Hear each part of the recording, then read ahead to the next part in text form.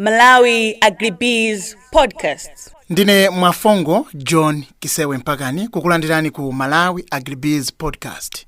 Lero tikupitiriza kumva kuchokera kwa akatswiri amene akupanga organic fertilizer kuchokera ku mkodzo wa munthu. Ndipo poyamba ndapempha akatswiriwa kuti atikumbuse mayina awo, udindo komanso kumene achokera. Ndiyamikire kwambiri. Dzina langa ndi Edward Chidombe Msiska, proudly called Chidombe.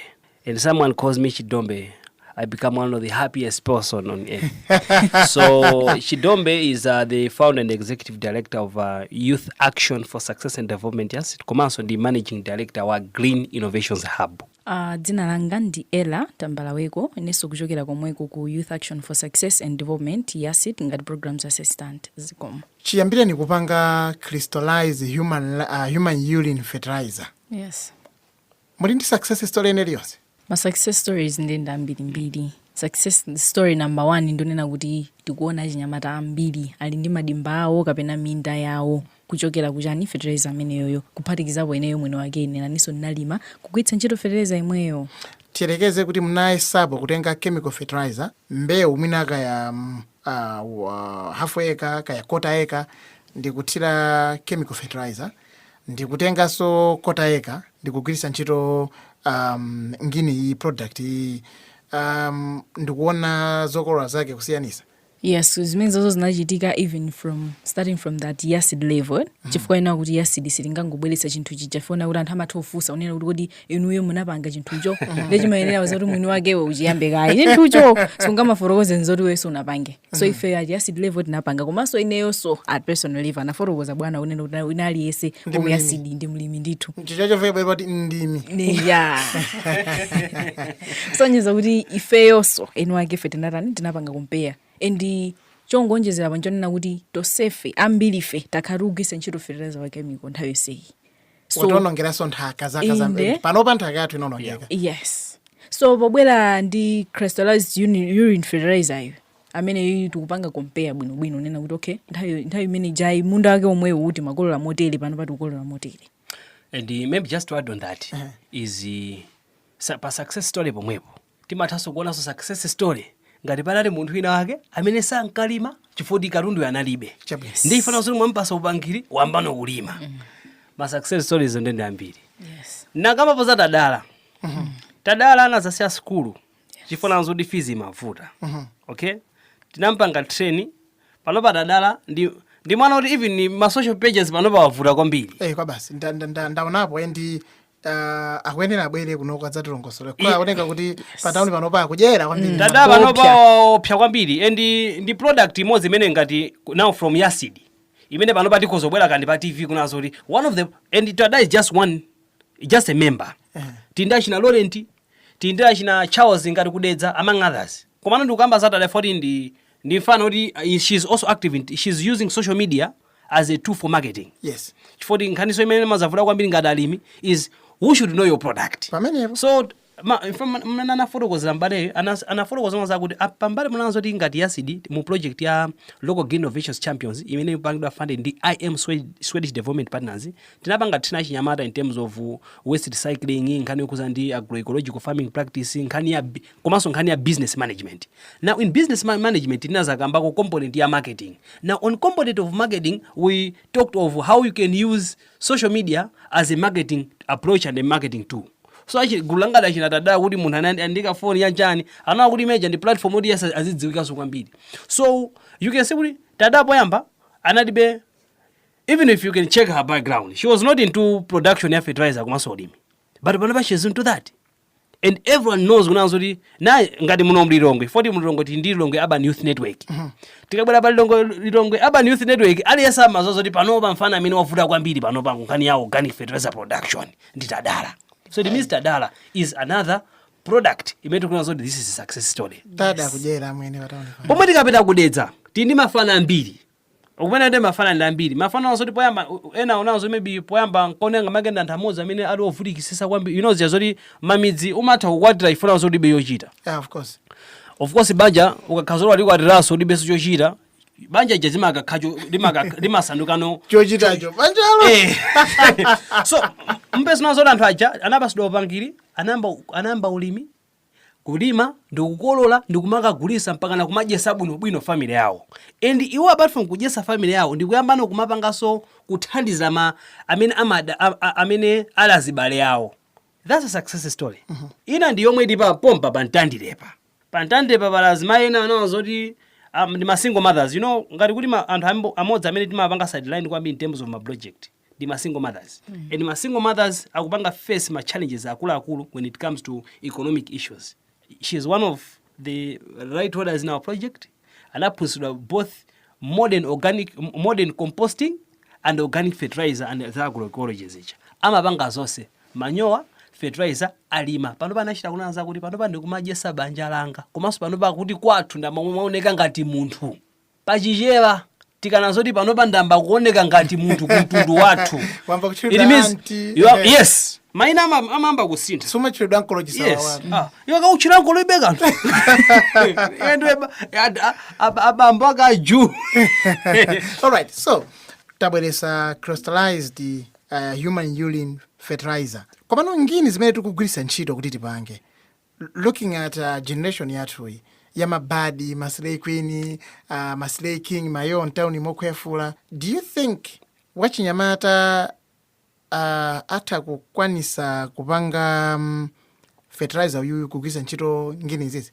Kodi rogwanita chifukwa chonena kuti achinyamata panopa tikuma like we are being encouraged kuti tizikhala ma organized groups. Ma organized groups aja timakhaza kuti timakambirana kale nkhani zosiyana. So there is no shame in materials amene timagwiritsa ntchito. Achinyamata tikugwiritsa ntchito bwinobwino. And wachinyamata mwina amene sanali ma organized group, for example nditenge chitsanzo cha Tadala amapita kale ku youth club.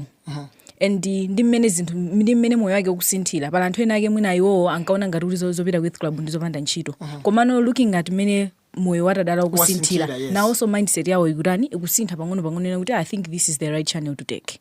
Yeah, ngati so mmene anafotokozera muja unena kuti mwina panali achinyamata ena onena kuti mundawo yes anali nawo unalipo komano fertilizer ntenga kuti yes adaphunzitsidwa muja.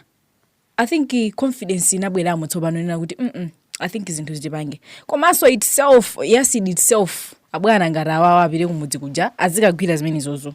Now you wachinyamata sitimaziphweketsa achinyamata timazitenga zinthu zofunikira kwambiri nena kuti anthu sangangochoka ku Lilongwe upita kudedza kwangu aphunzitsa zinthu zona kuti zopanda ntchito. Always. And we should also accept in terms of maybe the resistance. Yes. We cannot run away from that. Kono nzangai walankhulapo mfundo yokusandishidwe. Number one, we don't force change. Poyambe I thought that we can force change, but we can never force change. Change imachitika pa nthawi imene kufuna kuti ichitike. Yes. Because even if you force something to happen the way you want, pa point ina yake zizapanga ndimene chinthu chikufuna kuti chipangire. Yes. We've even seen maybe in terms of ngati make ma relationships. Amene akumavuta pano pampaka na chinyamata tikumazikhweza chonda achinyamata chonde zinthu zikavuta samazikhweza. Ita relationship 2 years ndesanga ngondisiyasiya. Aula ngondisiyasiya. But you even like the marriages maybe mnyamata wapereka mimba kwa nsikana maybe zinangochitika kapena it was planned whatever it is, but maybe the man has been forced to marry. The man maybe amata ubanga accept maybe nzima yuja mampanga threaten. Komanso amangodi boys yambiri mangodikira nthawi ya mimbayo. Yes. Akangobereka banja limene jealousy mapitirira. Yes. Yeah. So bezonza kuti mfana uja yes mena mafotokozera mate. Iwe nzima yu amakhala zoda ichi ndachiwina basi. But yes, you are forced the change to take place. But are you going to maintain that change? In fact nakamba po even kukhania organization. Chinthu chimodzi chimene chimavula organization is to manage people. Change mene maibanga force is very difficult to manage and also maintain it. Tikabwera nkhania ma innovations. We know good innovation. One of the challenges with innovations ni nkhania adoption. And my innovators in chimene chisi ndeti zidziwa. So kunkhania okhuza ndi za fertilizers. Number one, you should not forget that umene tukamba bandu nkodzo. Nkodzo amwene. Ndi nkodzo ndithu. Ndiye uli ndi fungo lake lapadera ukagonamo. And unfortunately for me, pantho di business even utayamba kuti ndi aying'ono. But you should always think kuti what business anga ndofuna ndifikire pati. And ukana zoti kufuna kuti ifikire pati umayambira lubanga zinthu zina zoti chinja kuje chiteke. kwa ifeyo panopa sitingakwanise kumakoza mkozo m'magutu chonde magutu kuti ziche ndizisungamo mkozo tulange fertilizer komano at a larger scale ndiye timakapanga partnership maybe ndi malo ili kwa shop. Yes. Tikapanga partnership ndi mali kwa shop acha timakamanga eno akefe chizungu chake timachitchwa kuti a urine harvesting system. Kwani wagai maina waende samwanji yojera imeneyo so mukapanga plant a urine harvesting system imathanzana nazo ngati anthu akubwera kuzakoza chanchani mkozo cho umangoenda ngati mena makhala ma urinals one that makhandi collecting point. Yes. Ndiye kuti makangotenga zigubu zicha mukutenga mukutani mufaisa ndiye mkozo kuti ndi wanzako iwo ukaugwire. It's a hassle. So maso mkozo kuti wamowa waseswa masimu. You can imagine. So two things. That is why from YASD we can train people kuti azibanga okha. From Green Innovations Hub who produce it and sell the final product. Okay. In fact timazabwera the element ya awareness. We've ever seen my big enake poyamba makane singagwisa ntchito fertilizer wa mkozo. Sizingateke. Zona mpaka nzikagwira mkozo eneyo chanchan. But later akaona mali zatsi mene zikuenda vikina. I think ndikoza kugula koma ndikalemba ntchito. Komaso mkozo obanga panga not the low mkozo. No, this now is crystallized human urine fertilizer. Mukabwera ku mukabwera ku Green Innovations Hub. Uli ndi dzina lake. Foti makala kuti azivutika iya crystallized human urine fertilizer. No, it's Kolola organic fertilizer. Okay. So this is our brand name. Kolola organic fertilizer. Yes, it's harvest. Chizungu chake cha harvest is Kolola. Because we know kuti munthu akakapanga apply kumunda akakolola.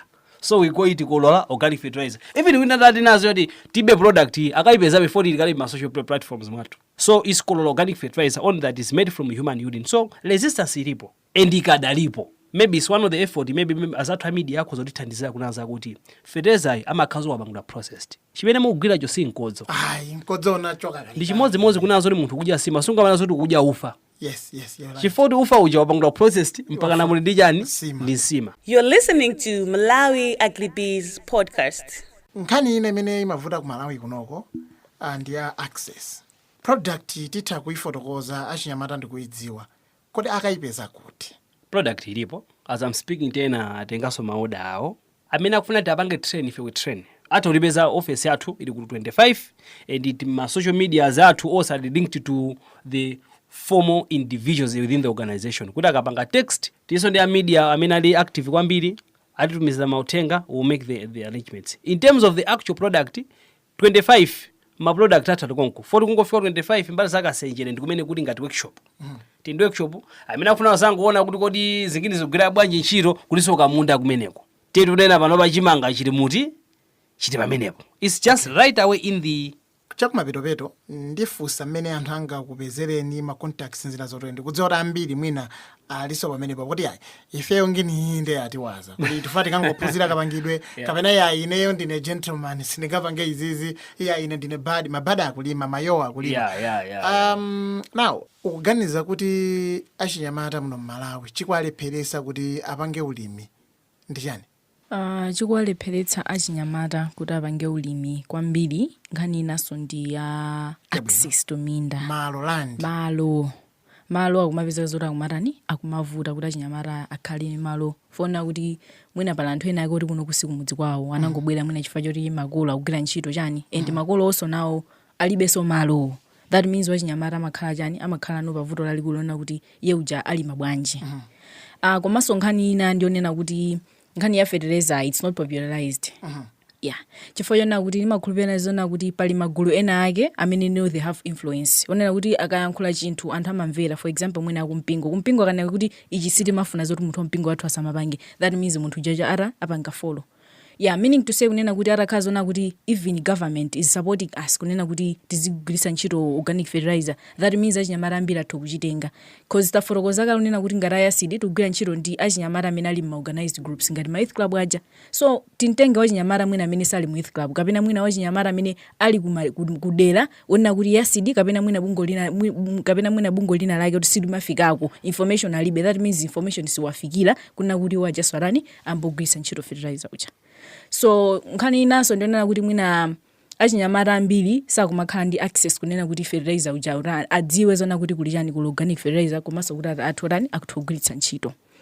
Komanso mwina nkhani ina imene ilipo ndionena kuti achinyamata nkhani za ngongolezi kumavutaso kunena kuti mwina achinyamata akhale ndi access, because when you're talking about ulimi si nkhani ya munda okha kamene fertilizer okha, pali zinthu zambiri zimene it's involved. So mwina vuto linaso ndonena kuti achinyamata sakumakhala ndi access ku ngongole kapena mwina chochita china chake chimene chimathawe kuwabweretsera ndalama inena kuti athu panga afford kumapanga zinthu zina ndi zina ngati mmene ulili ulimi, kuti ngati full time ulimi. Chifuna kuti tidzozoti nthawi yoyambirirayi achinyamata tinali ndi mtima ojona kuti amene amatha kupanga ulimi ndakuluakulu okha. Nawo zinthu zikusintha, zinthu zasintha kunena kuti wachinyamata so naye full time athu mapanga iye ngati ntchito yake ulimiwo komanso kupangaso anthu ena, like kubweretsaso ntchito kwa anthu ena unena kuti azitani azigwira ntchito kumunda wake uja. So ma issues ndalipo ambirimbiri amene amapanga affect achinyamata. Mukumvelayi ndi Malawi Agribees podcast. Edward, uganiza kuti achinyamata muno Malawi ali ndi kuthekera kuti atha kupanga ulimi?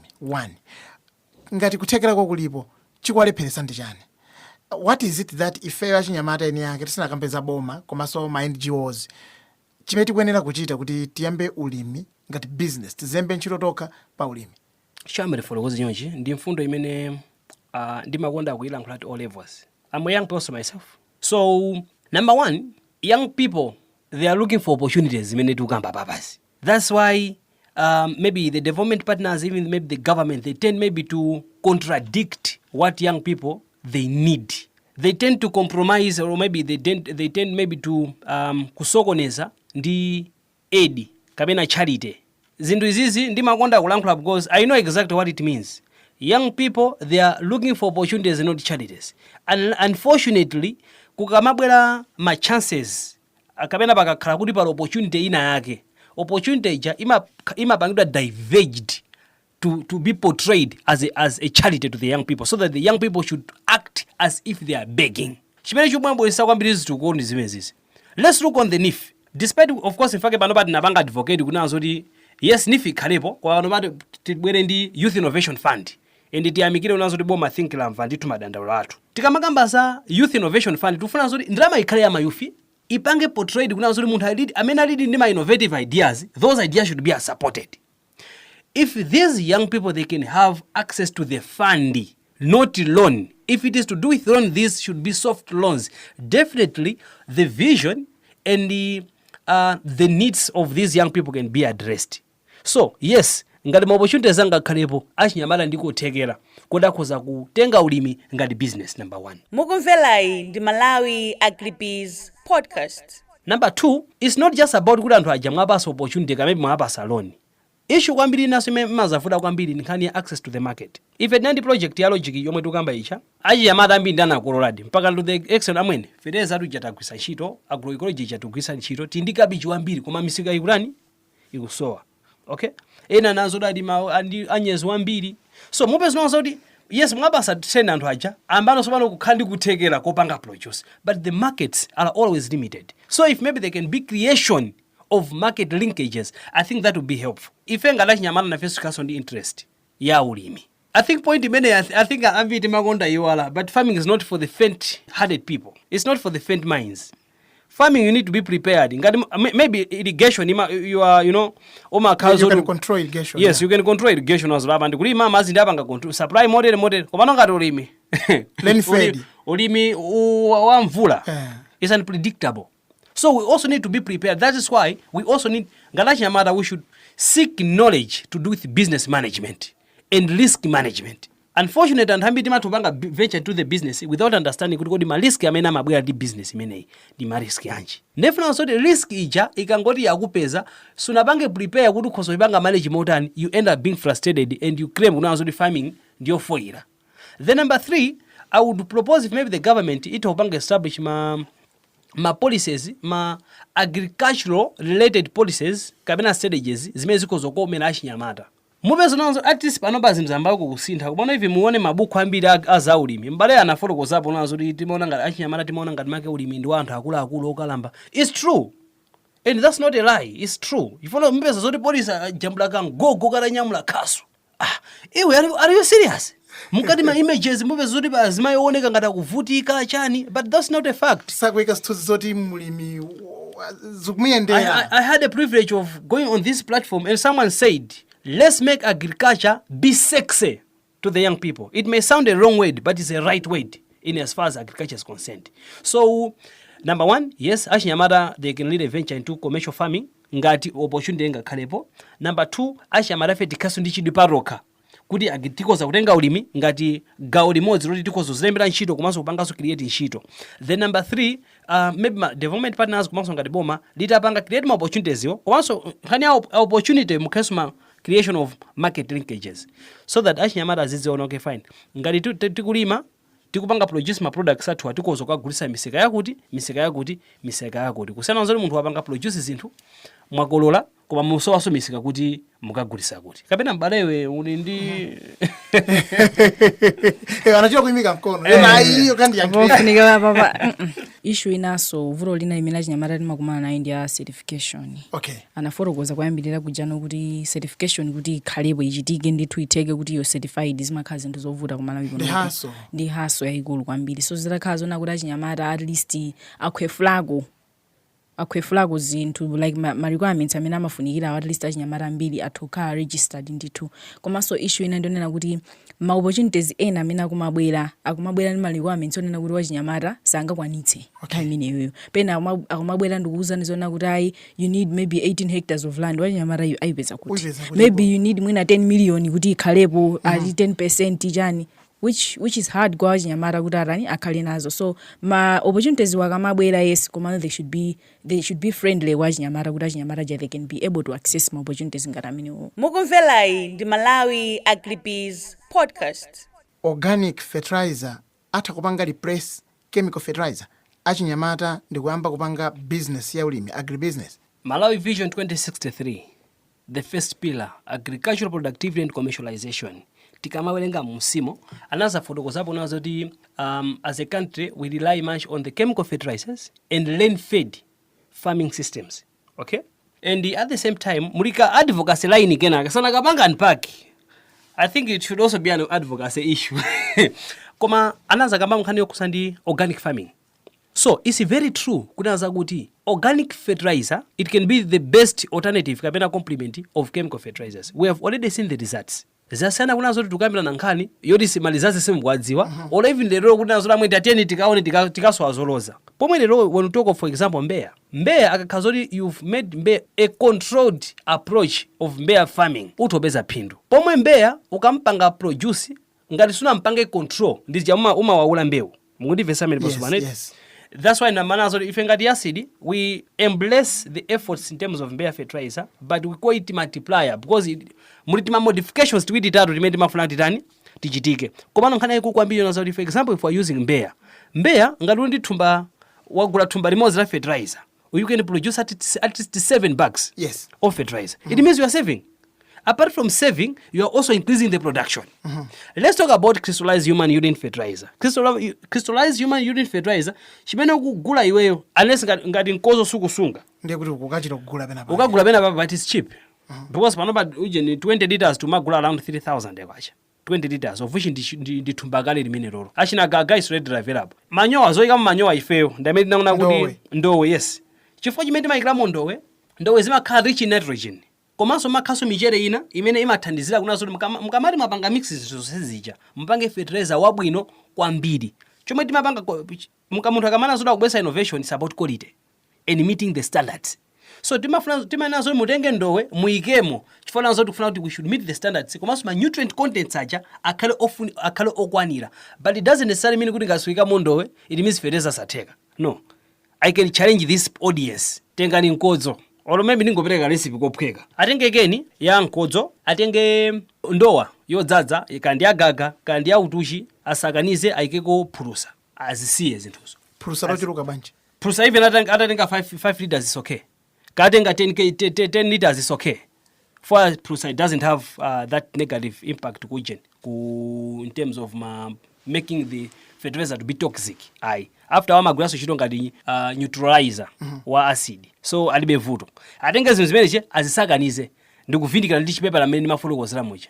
They should just wait for 2 weeks. Akapanga apply munda using a teaspoon for mabaira. Abaire. I should challenge this audience. They should come back to us. Kuti amweni mfano jana ndoza zizabodza. Without using or without adding ndowe.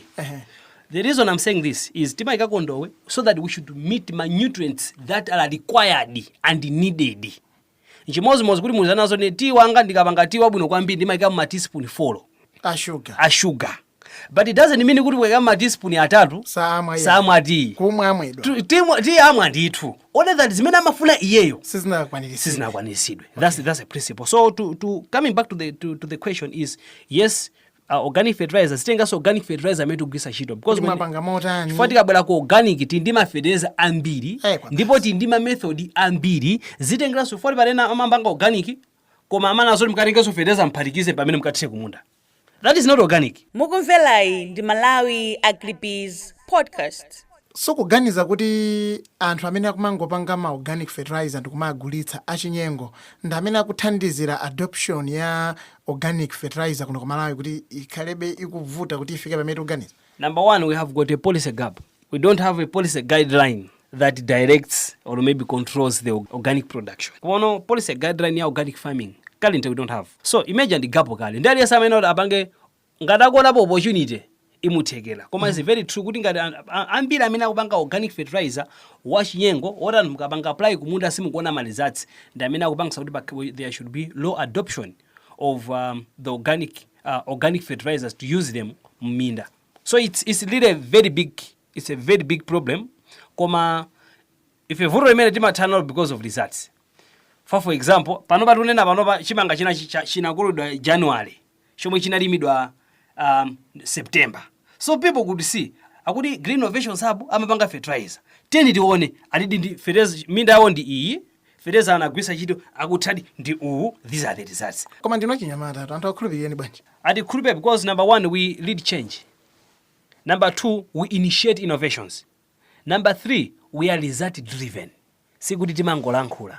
Timalankhula by action. Pamwe anzathu amangoti ya ndi mapanga organic fertilizer yeti mulija number one alibe demo plot. Ife tima demo plot. Abwere akatipeze mu 25 mukambali za mulumba dzimu we have the demo plots. Panopa tatenga fertilizer wathu uja tifuna timine mu mpunga. So mpunga mwetu lima uja sikuti tangolima yayi. Chifukwa tikufuna tikuone kuti fertilizer uyu tamuona kuti akugwira ntchito kwambiri bwino kwambiri mu tomato, mu chimanga, kambatatesi, mu masamba among others. Tendipite ku mpunga. We know kuti agwira ntchito but we want results. So when we realize those results, it will be easy for people to trust us. Mukumvelayi ndi Malawi Agribees podcast. Are you ready to work with kaya boma, kaya organization, kaya maklabu? Are you ready to work with them? YASD ndi bungwe limodzi limene limakhulupirira partnership and collaboration. We don't work in isolation. So titonena kuti kaya ndi boma, kaya ndi ma youth led organizations, kaya ndi ma youth clubs, kaya mwina ndi mabungwe osiyana-siyana amene kaya ma committees osiyana-siyana amene ali m'madera mwathumu, they are welcome. If we are ready to work with them. Atsogolera akupeze ni motani kufuna kuti mwina abwere kuchokera kwina kuli koseko pano pa dziko lapansi akaphunzire mmene mukupangira apangira no business akupeze ni motani. Ndipereka ma options awi tili ma social media pages komano imene ili active kwambiri pano pa Facebook page ukungoti panga search Youth Action for Success and Development. Akangopanga click our page paja pano pa tinapanga link WhatsApp, Instagram, chani zonse kuzipanga page. Tabwereza so dzinalo Youth Action for Success and Development. Kungopanga search on Facebook ndo atipeza number 1. Number 2 atotimbira phone pa manambala awa 0880 90 8484 0880 90 8484. Mwina ndikukhala ndi mawu omaliza mwachidule. Mawu anga omaliza ndikungolimbikitsana ndi achinyamata anzanga makamaka atsikana kunena kuti ulimi muli phindu ulimiso anthu akuluakulu komanso ife achinyamata tikuyenera kukhala serious.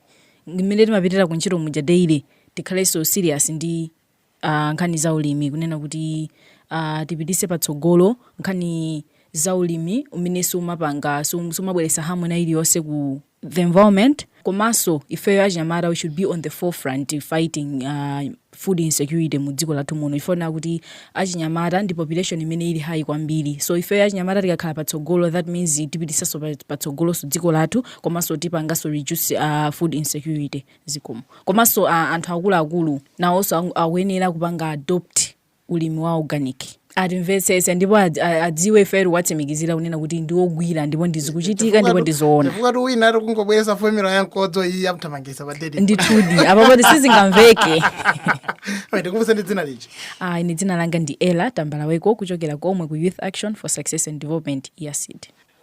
Ndifotokoze motere kunazo kuti achinyamata tisabwere mbuyo in terms of farming.